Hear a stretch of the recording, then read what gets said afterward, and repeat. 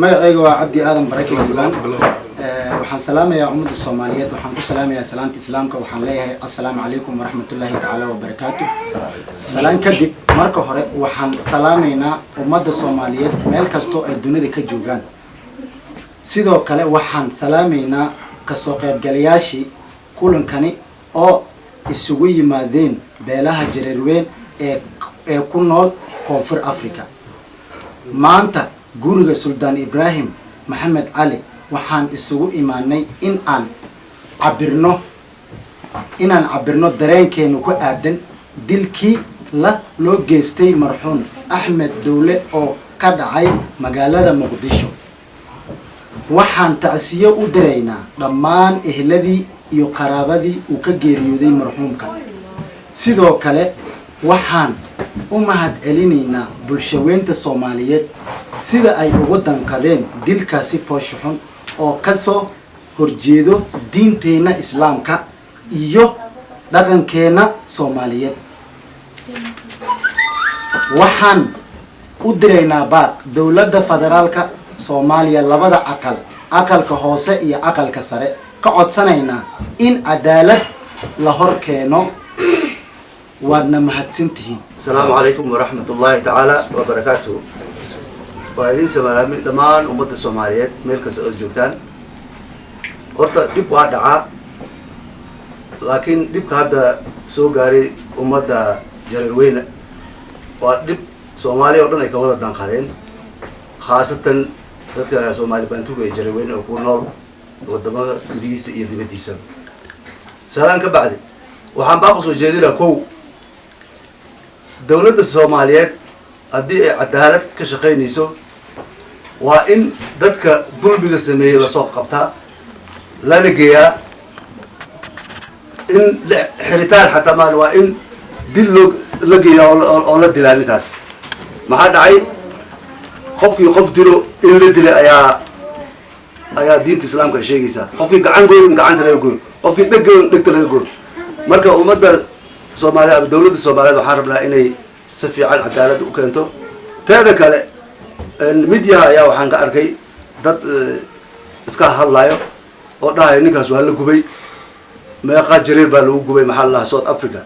waa qalad Soomaaliyan wadanahay jareer waa isla dhashay waa idin dhalnay marka waxaa loo baahan yahay in qofku walaalka aad xushmayso isku meel isku nooshiin ma nihin dad adoonsi ahaan loo keenay wadanka ma nihin dad dhulka meel kale ka yimid oo wadan kale ka yimid ma nihin annaga waxaan nahay Soomaali bantu jareerweyne wadan kale waa u dhalanay waa ka dhalanay waana wadaniyaan nahay marka waxaan rabaa inaan u sheego dadka ama jilaacda noqoto ama dadka calaadiska ku ah dadkeena jareerweyne inay gadaal wax u fiiriyaan oo ay ka fiirsadaan arrimaha oo la sameeyo oo calaadiska السلام عليكم ورحمة الله وبركاته وحن سلام يا دمان أمد الصوماليات وحن سجار عن تيرانيو يتعسي ودريا إهلدي يولاليه يعرفتي وكتجا مرحومك وحن لين معي سمري من الله يدكسي السجنة جنة فردوسا لاقي وحن دليل أسوء جدنا يا دمان أمد الصوماليات حق درada ay ku dhaqmayso oo dadka walaalaheen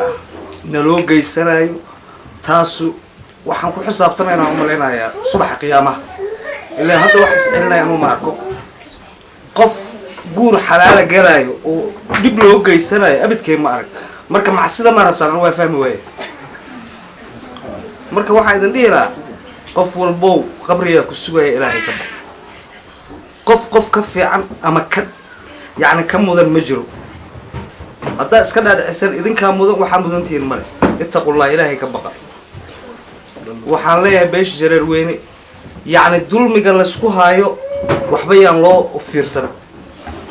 ما فهمت أنت أديك حق اللي قف حقي سأدور لهيد أديك قدرها لو سمعي ما لنا كذا ما يستطيع هنا نسكو من هلا هذا على مدوره و باقي أوصل جيرنا بيش جريروين دولتنا وحنا عدالة هذا موجودة ودولة صح آتاي يعني أنا حبسي wax noo cuntaba ma aha ee waxaan u baahannahay qofkii wax dilay in la dilo siduu u dilay in loo dilo kii wax gubay in la gubo أحمد دولة ها إلهي هاونا حريصه لما انتهينا نستمر إيمان الله نغسيه تعسي كدب وحمد لله أمد الصوماليات ملك استويجوغان أنا معنا علاسكي عدادسك صومال بنتو أي خادم سوفتي تاي معناها all of us وحنا هاي مسلم هل دينا شيغنا هل قدان قهدلنا مركا ما أهن إن معناها القاران الله يشاء أمور forever inaysan ahaato maaha ruuxu bini aadamkana marka aad soo raacdaysatid mar walba waxaa ogaanaysaa markuu darbi soo celiyo inuu adag ugu soo noqonayo marka ilaa uu soo noqdayaa la gaarsiinin asalaamu calaykum waraxmatullaahi wabarakaatu waxaan horta aad uga xunnahay ilka foosha xun ee loo geystay walaalkeen marxuum axmed dowlo tan xigta waxaan leenahay ilaahay sabr iyo iimaan hanaga siiyo ilaahay qabrigiisa u waasiciyo maxaa kale waxaan kaloo rabay inaan idin iraahdo aad baan ugu faraxsanahay ummadda Soomaaliyeed inta ka damqatay inta maxaa la dhihi jiray dareemahooda gaarka ah ee ku wajahan inay difaacaan inay ka doodaan inay ka dhigayaan dhibaatada loo geystay marxuumkan waxaan leenahay runtii waa dhacdo aad u xun waa dhacdo aad u fool xun aanan weli Soomaali looga baran waana markii ugu horeysay ever aan aragno waxaan oo kale ee ka dhaca Soomaaliya waxaan leenahay run ahaantii waa wax maxaa la dhihi jiray aad u fool xun waxaan rajeynayaa inaysan tan dib dambe u dhici doonin haddii Ilaahay yiraahdo marka hore timay salaame dhammaan bulshada Soomaaliyeed meel kasta iyo adduunka ku roganaba bacdan may tacsiyo tiiraanyo la taandire reer Saalax ama cidda ka geeriyoodii Axmed Dowlo mayle inna lillahi wa inna ilayhi raaji'uun aabaha iyo familka iyo xaasaska soo dhaafiba mayna leeyahay ilaahay subxaanahu wa tacaala samir iimaana sinksiyo asana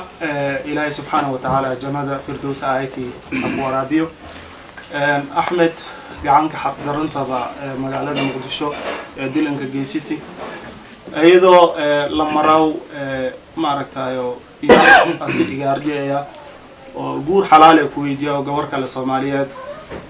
maaragtayo gacan qaad loo kusuubi marka insha Allah tacaala aad baan ku xunna haddoono ana beelaha jirarweyne ku nool adduunyada daafadiyo gudaha wadanka laftirshaba intaas kadib mayleeya dawladda Soomaaliya iyo maamulada ka jireen wadanka oo dhanba ilaahay subxaanahu wa tacaala markuu horeeyay halka cabsido dhibaatada beelaha jirarweyne la kahay inta kale oo dhanba la dhaawlo heebsooy waxa way aad u tiro badanta haddii la dhaho maaragtay muqdisho hiiraan sida maaragtay beledweyne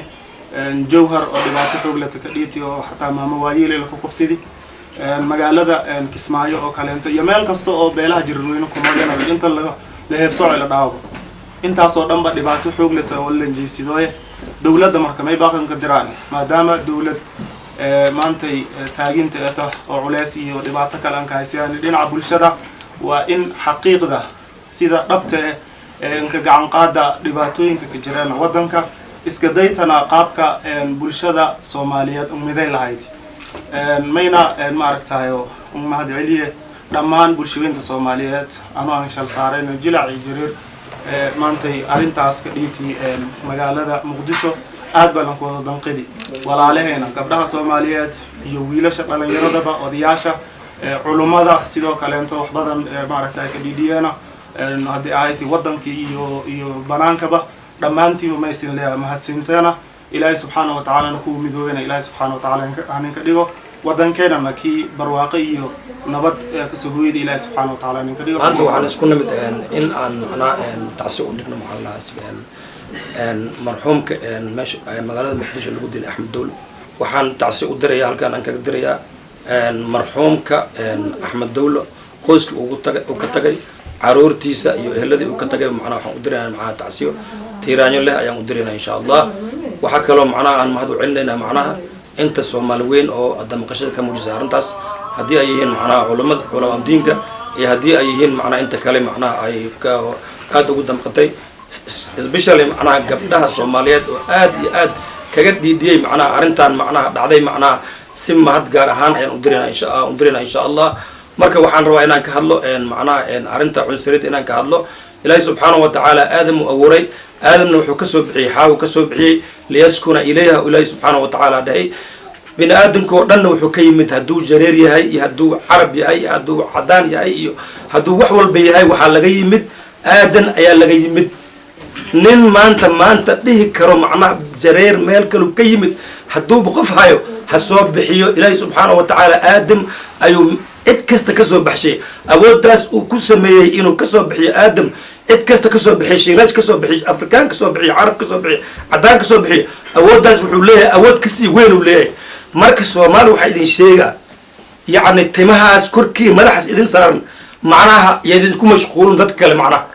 dadka kale hadday idinku mashquuliso macnaha waxa waaye dembi waaye waxaad samaynaysiin waxa la dhahay kibiraad samaynaysiin dadka oo la yaso dhibkeeda leedahay dad yasid ay la mid tahay in macnaha dadka macnaha hoos loo fiiriyo ama timo lagu fiiriyo ama midab lagu fiiriyo dhibkeeda leedahay marka waxaas waxay keenaysaa kibir ay keenaysaa macnaha santaag ay keenaysaa macnaha dhibci basay keena dhibcihii naarta ku geyn lahaa aad ku badsanaysaa ninkaana dhibcihii jannada geyn lahaa aad ugu badinaysaa macnaha ilaan laba qasnada ku taalaada qiyaamaha midna waxaad ku shugunaysaa naarta waxaa keeda ku shugunaysaa midna jannada ku shugunaysaa mar allaale marka midabkaas iyo waxaa lagu kala gedsiyaa oo intimaas lagu kala gedsiyaa waxaa idin leeyahay cunsuriyadda aawadiin iska daaya oo yacni wax dembi idin keenaayo waaye meel xun idin keenaayo waaye ka jooga macnaha in macnaha ka joog lideen macnaha haddana idin tahay anagana waa tihiin macnaha haddana idin tahay afrikaan dad bini aadamka macnaha kula tagayo macnaha laas jiis kuma tahay wuxuu ku kala tagi macnaha diin ku kala tagi macnaha afrikaan waaye kan waaye meesha ma taal bini aadamka diin ku kala tagi karaa afrikaan iyo mid walba u naqdo hal aabay u socdaan maysanka salaamay inta soomaali ruugtay inta muslim ate inta islaamnima sheegadoyte dhibwiinga dhiyo soomaali nin un ugayna male nin un dhigayna male nin un aragayna male tv-ga lagsa saaro facebook-ga lagsa saaro marka sheeqa rooge shariifa rooge marka dowlada la sheegoy dowladan la sheegoyna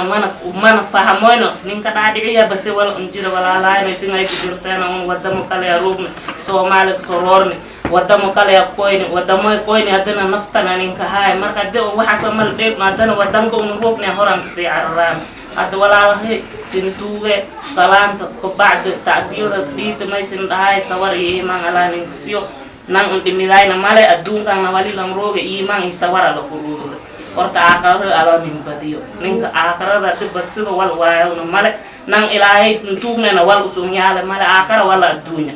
marku maysan dhafaday dad musluna ene soomaali jareer iyo jilee iyo waxaas waa aqoon taraway maysan dhafaday inta soomaali ruugta inta south africa ruugta inta maraykanka ruugta inta wadamo ilaa uumi maysan dhafaday waa inaa horta caqli isweelna horta بسم الله الرحمن الرحيم مقعي وسلطان إبراهيم محمد علي مانتا كلن كان غوريه وقبتي on باش جروينه iyo odayaal kala Soomaali aan ugu yeeray waxay inaan u tacsiin Axmed Dawle aan u tacsiinay waxaan kaga tacsiinay dadkii oo ehladiis ahay iyo xaaskiisii caruurtiisa oo tacsiinayna waxaan ka xunahay in oo si oo arxan daro in loo dilo oo waran iyo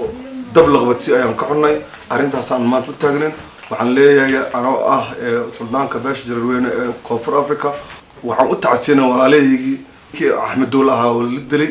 marka waxaan ka codsanayaa dawladda in ay dadka dileen inay sharciga soo istaajiyaan waxaan ka codsanayaa baarlamaanka aqalka sare iyo aqalka hoose waxaan ka codsanaynaa in ay arrintaas ay meel mariyaan oo si islaamnimo ku jirto si bini'aadam ku jirto in arrintaas u qabtaan ayna sharciga soo istaajiyaan waxaan kaloo sheegayaa waxaan u mahadcelinayaa gabdhaha amba dadka jareer amba jilca aadan dadka oo ka dhiidhiyo arrintaas oo aad uga xanuunsada ka hadlay aadan u mahadsiin waana u hambalyeynayna waana macnaha arrin aad loogu baahan yahay haddana waxaan fariin u dirayaa culimada diinka suldaamada odayaasha dhaqanka waxaan leeyahay Soomaali arrintan haddii hadda laga hortagin berri arrin weyn ayay nagu noqonaysaa waxaan ka codsanayaa in dadkaas qof waliba mas'uul ah qof waliba baarlamaan ku jiro xildhibaanada iyo suldaamada odayaasha dhaqanka culimada diinka iyo dadka dhanba mas'uuliyiinta in arrintan jararweyn lagu hay xoogaa in wax laga bedelo waxaana ka codsanaynaa dawladda in dadkeena ay soo istaajiyaan maxkamad wixii sharciga waafaqsan in dadka la mariyo si dhaqsan loo soo qabto